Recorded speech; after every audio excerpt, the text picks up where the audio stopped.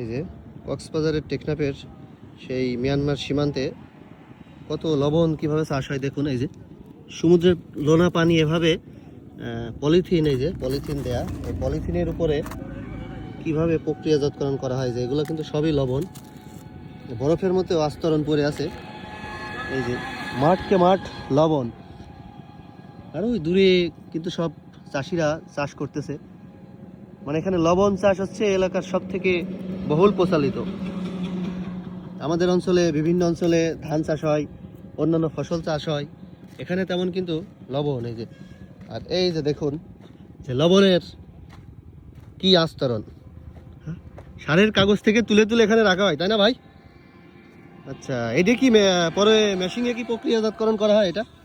এই যে সব লবণ হ্যাঁ, আবার খাবার লবণ তৈরি করে।